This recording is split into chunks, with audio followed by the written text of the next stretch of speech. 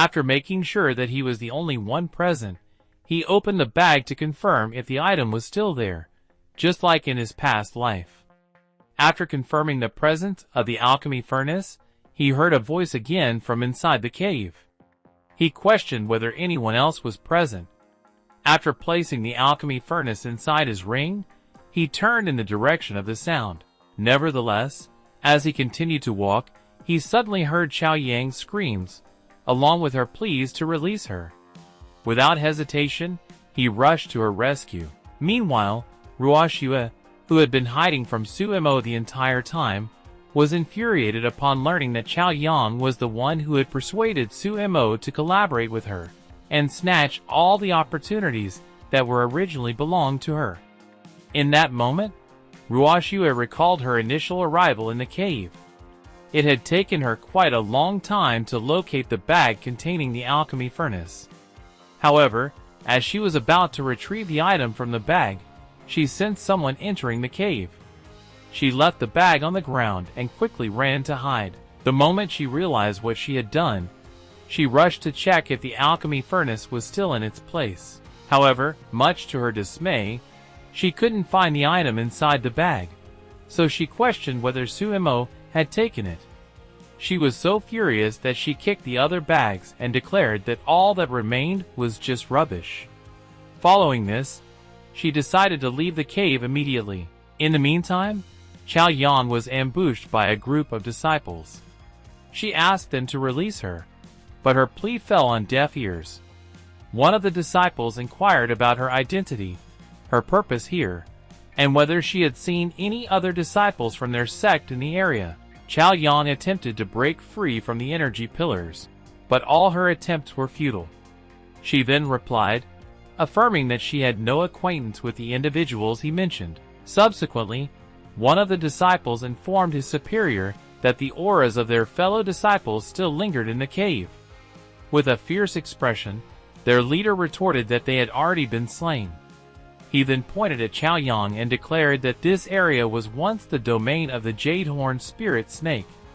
He went on to explain that, with her cultivation at the Qi training realm, it would be nearly impossible to defeat the Jade-Horn Spirit Snake.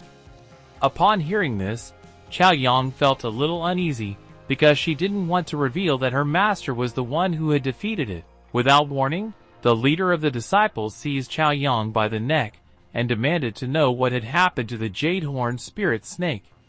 Then, with a lecherous gleam in his eyes, he remarked that he hadn't noticed how attractive she was. Nonetheless, Xiaoyang firmly demanded that he let her go. In a fit of rage, the leader clenched his fist and cautioned Xiaoyang that if she didn't clarify what had transpired, she should be prepared for the consequences. Abruptly, an energy beam passed through his hand, resulting in it being severed and blood scattering everywhere. After being freed from his grasp, Xiaoyang was violently slammed to the ground. Nevertheless, she endured the pain, got back on her feet, and cast aside the hand that still clutched her neck. The disciples were shocked by what had happened to their boss, inquired about the person behind it, and requested him to reveal himself. With a composed look, Suemo approached Xiaoyang and used his energy to help her escape the barrier. In contrast, Xiaoyang was nervous and sought her young master's forgiveness because she had been caught. Nonetheless, Suemo reassured her that everything is fine, and there was no need to feel guilty.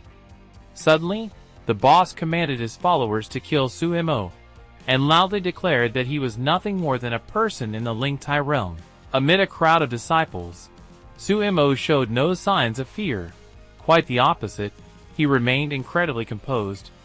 He then took out a considerable number of talismans from his sleeve and told Xiaoyang to get ready for a fight. Just as the disciples were about to launch an attack on Xiaoyang, they were surrounded by countless locked talismans, effectively sealing their spiritual power. As soon as they grasped the situation, their faces turned pale, and they were gripped by fear.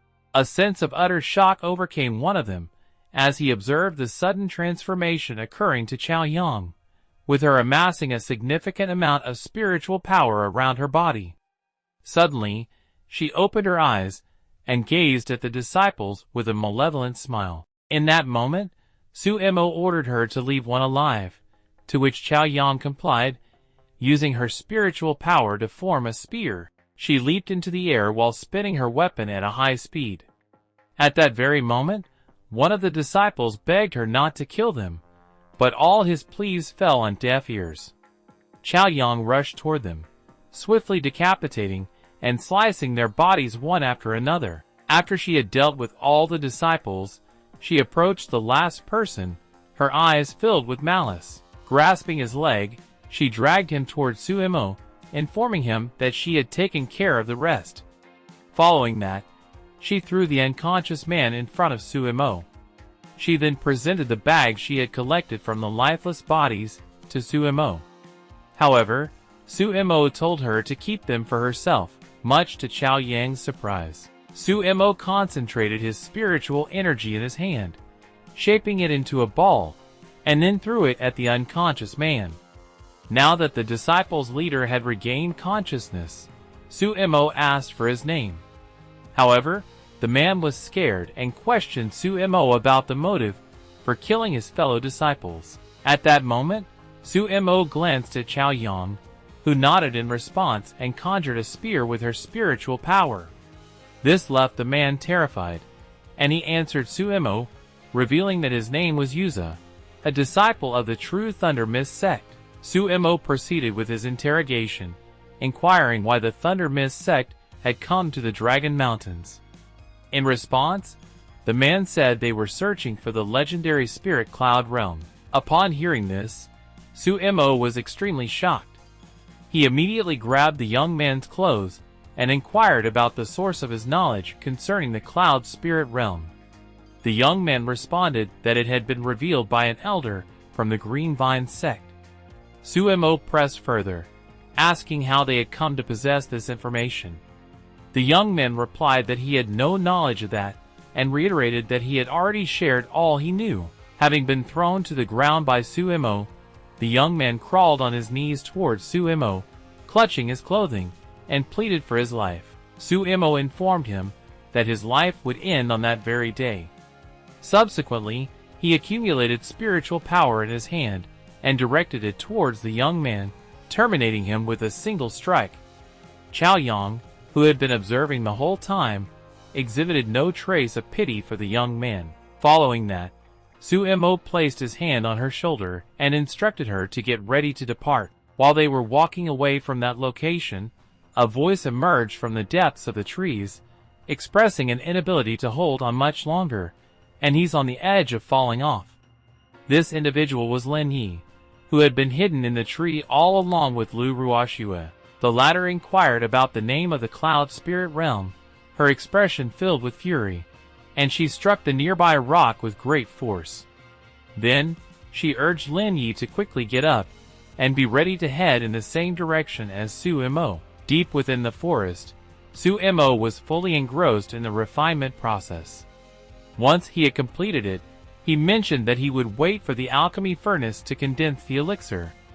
It was then that he spotted Xiaoyang approaching, carrying 2 rabbits in her hands. Afterward, Xiaoyang remarked that they were nearing the secret realm, and an increasing number of cultivators were appearing outside. She also inquired if something was troubling her young master, to which Suemo responded that there were still unanswered questions on his mind. Amidst their conversation, Xiaoyang revealed that she had acquired valuable information from external sources. She continued by stating that disciples from all 3 sects were approaching the secret realm at present. Furthermore, the leaders of all 3 sects would personally arrive in the Jade Dragon Mountains. Upon hearing this, Suemo was taken aback. However, Xiaoyang went on to explain that an elder from the Green Vine sect had embarked on a quest to find a jade pendant. Upon the elder's return to the sect, it had prompted various sects to take action. While he mumbled to himself about the Poor Street jade pendant, the elder from the Green Vine sect, and the Cloud Spirit, Xiaoyang approached him and informed him that the food is ready. He responded, "Just give me a moment." After that, he reminisced about the past, and because he appeared in the Poor Street, he seized the opportunity that originally belonged to the Forestry sect initiating a chain of events. This subsequently drew the attention of the elder from the Green Vine sect to the Cloud Spirit realm. With an understanding of the situation, he muttered to himself that everything makes sense now. As Xiaoyang was enjoying the meat, she nodded in agreement with everything he said. Unexpectedly, Sumo's stomach started growling from hunger, and it was in that very moment that Xiaoyang placed the rabbit meat in his mouth. Abruptly, a crackling sound emerged from the alchemy furnace, causing Sumo to turn his attention to it.